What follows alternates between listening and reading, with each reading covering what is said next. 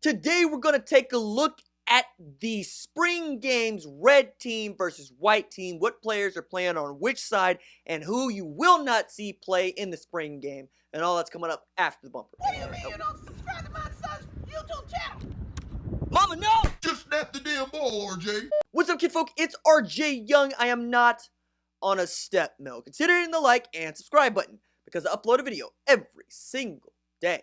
It's always OU related, college football related, sports related. We have a good time. And today we're going to talk about red versus white in the spring game. And I understand that some of y'all are going to be watching this just a few hours before the spring game is played, but you'll use it as reference, or I hope you will. And you know what? If it ain't what you want, then it ain't what you want. I mean, this is an opt-in situation. I understand that. I appreciate the folks that want to stick around for it. So let's start with the news off the top. For those of you that have missed it, and I can understand how you could have with all of the news circulating, Tyrese Lott is no longer a part of what Oklahoma is doing. I think he's going to enter the transfer portal, which means Oklahoma is down Derek Green, down Tyrese Lott, down Ron Tatum. Not exactly what you want for your defensive line depth, all right? And that's something else entirely that I'm going to probably do an upload on here pretty quickly. But today, let's concentrate on the reason that you clicked on the thumbnail, because I'm sure that that's why you're here, you know, to see who's doing what. So let's start with the team, not with the teams. Let's start with the players that you ain't going to see, because we're all more interested in that, I'm sure, than actually getting to see some of these guys play some ball because, well, we want to be able to see for ourselves. Now, I'm picking up my phone here because this is where I wrote it down. Yo, man, do the Face ID thing. My God. All this Apple technology, and I'm getting stuck here. All right, so Michael Anderson ain't going to really figure in, but he's running back. He ain't going to play. Grant Calcaterra, tight end, wide receiver. He ain't going to play. Isaiah Harris ain't really going to figure in, running back. Freshman, he ain't going to play. Creed Humphrey, you knew about. He's out for the entire spring. A.D. Miller came back after some of y'all claimed that he quit on his team. I said my man was trying to get a better situation. Said the situation didn't work out, and it was in Oklahoma's best interest to get him back on the squad. He ain't going to play. So A.D. Miller's out. Drake Stoops, I know that there's a lot of folks that are in on Bob's kid. He ain't going to play. Starlin Baldwin, don't know when we're going to get to see that dude play. I feel like he's been on the injured list since he got to Oklahoma. Robert Barnes, safety, junior. He ain't going to play. K. Jair Daly. Let me try that again. K. Jair Daly. My goodness. Outside linebacker. He ain't going to play. Levi Draper, another guy I wanted to see play. He ain't going to play. Jordan Kelly, you know about that. Caleb Kelly, you know about that. Tyrese Lott, I addressed that. Kenneth the Man, he ain't going to play. Now, that's a senior and a captain on your defense. Expect him to be ready and available come August. Not that big a deal to me that he's not going to play. We know what Kenneth the Man is. Trey Norwood, DB, he ain't going to play. Now, that's interesting because this is a guy that's been playing a lot of nickel in Grinch's scheme, has some experience at both corner, nickel, and safety, so you would like to see where he figured for Grinch's scheme, but it ain't really that big a deal. Jordan Parker, you know about that. He ain't going to play. Jalen Redmond, you know about that. He ain't going to play. So those are the folks that you will not see play at all during the spring game. Now let's go through the complete roster before I give you my opinion, my take on what's going on and how I figure these things are going to work out on the field for the 7:30 p.m. Friday spring game at Oklahoma. Now, if you're taking a look at the really cool Google Doc that was made with alphabetic order of the white team versus the red team, we're going to start with the white team. In alphabetic order because that's how it's listed here. Brian Asamoah, linebacker, he's going to be on the white team. Colton Atkinson, don't expect to see a lot of him, but he's quarterback. Dalton Bishop, same thing. Caden Blanchard, similar thing, but he's playing defensive line. We're going to see a lot of testing on the defensive line depth. Also with Robert Charlton, who was a standout last year at the spring game, but you didn't see much of him at all. You get where I'm going there. Of course, Quaylen Crawford, would love to see what that dude can do, especially with Tanner Mordecai, who I'll get to in a little bit, quarterback in the white team. Then you're going to have Zach Edwards, Dylan Famatau, Finley Felix, Patrick Field, that's a name to watch. Going to be really eager to see what he does. Heard good things about him all spring. Eric Gallegos. I'm sorry, Eric. I butchered your name. That's my bad. Jane Hazelwood, also going to be on the white team. Big one. Marquise Hayes, big one. Want to know what's going on with him. Corey Johnson, not as much. Steven Johnson, not as much. Michael Jones, another dude I want to see how it figures because this is a guy that sat out last year. Thought he was kind of in the doghouse. Really was injured. Just didn't feel that comfortable going, not being healthy. So he's going to be opposite a guy like perhaps CeeDee Lamb. We'll see. Tanner Kimmerer. Bruh, that name. Kemmerer. Wow, there's a name. Then there's C.D. Lamb, a name you know, like Jeff Johnson in The Distinguished Gentleman. Some of y'all got that joke, some of y'all did not. Connor McGinnis is back. Ian McIver's there. Zacchaeus McKinney. Like to see that dude step up, especially in light of the Tyrese Lott news. Brian Mead, that's a guy that I've been talking about a lot. We'll see how he figures into all of this. Tanner Mordecai, of course. Lee Morris at the Y. Gonna get to see some of him. Parnell Motley playing corner. Caleb Murphy, maybe not. Deuce Nisbet, there's a name. Marquise Overton, defensive line. Yeah, man. Ronnie Perkins, yeah, man. TJ Pledger, yeah, man. Charleston Rambo, yeah, man. Tyrese Robinson, yeah, man. Dane Saltarelli, yeah, man. Let me see. Trey Sermon, of course, yup. Caleb Sutherland, yeah, okay. David Swaby, yeah, man. Chance Sylvie, yeah, man. John Michael Terry, yeah, man. Michael Thompson on the offensive line, really would like to see what he's going to do. Deshaun White, linebacker, Braden Willis at that H-back spot. It's a solid squad. I'm going to give you takes on that, but let's get to the red team right quick. Nick Basquin is listed on the chart. I don't know how much of them we're going to get to see, but I would love to see what he can do, especially on Jalen Hurts' squad.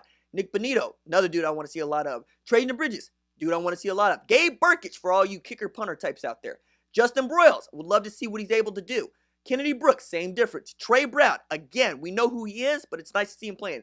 Adrian Ely, I want to see where he figures on this makeshift offensive line such as they're going to be. Miguel Edwards, that dude can play. I just don't know that he's going to be able to make himself known on this depth chart. Still a lot of time between now and August 31st. Neville Gallimore, we know who he is. We know what he needs him to be.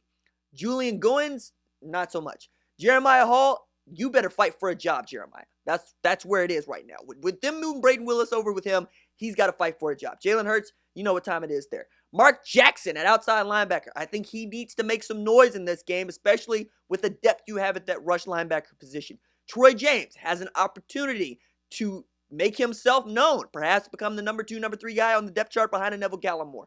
Ryan Jones is listed as outside linebacker, but as is things with Ryan Jones, he plays all over. They're still trying to pin him down for a position. The sooner that he gets pinned down for a position, the better off the defense and Ryan Jones are going to be. Maybe we're going to see some of that. Spencer Jones at wide receiver. Casey Keller at long snapper. Jamal Morris, I want to see what he looks like. You know, this is a guy that I've been high on for a very long time. Really cerebral, between the ears kind of safety. You're going to like him. Reeves Munshow at punter. Okay, cool. Kenneth Murray Jr. That's my man. I like me some K9. I think he's going to be the starting Mike linebacker. Jonathan Perkins, I would like to see what he can do. It's the only linebacker recruit in this vaunted 2019 class. Jamarco Prim, we'll see. Brendan Radley Hiles is listed. We'll see how much of him we see. I'm a believer in Bookie. A lot of y'all ain't on the Bookie train. I'm on the Bookie train. Rest of y'all gonna be on it late. I blocked so many people on Twitter last night who were trying to just run this man down.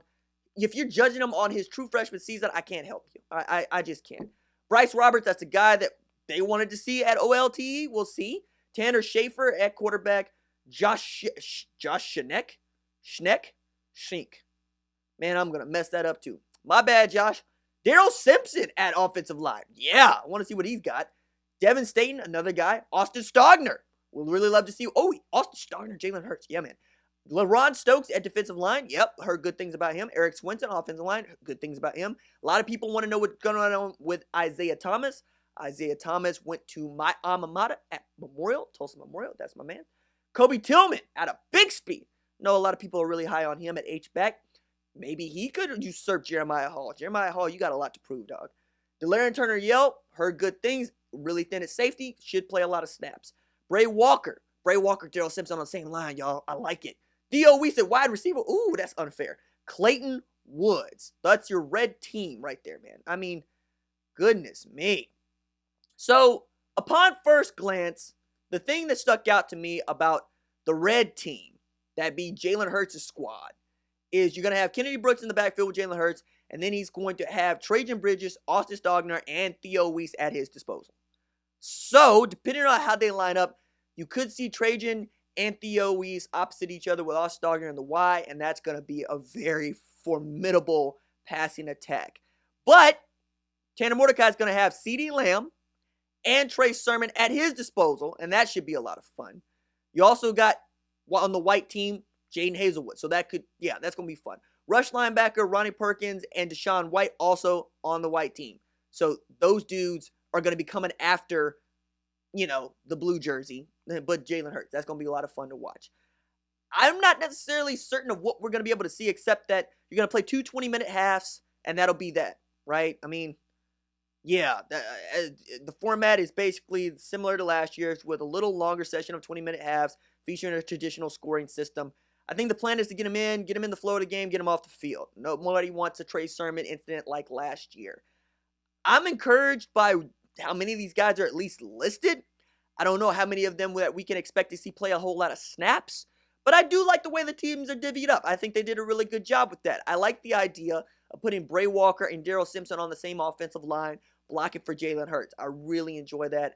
I want to see how much of this partnership between Tanner Mordecai and Trey Sermon matters, because if you'll remember the Monday video that I did with my producer on my radio show, Fight Me, Corey Hilliard, who is an NFL vet, spent 8 years in the league, means he gets to collect a pension.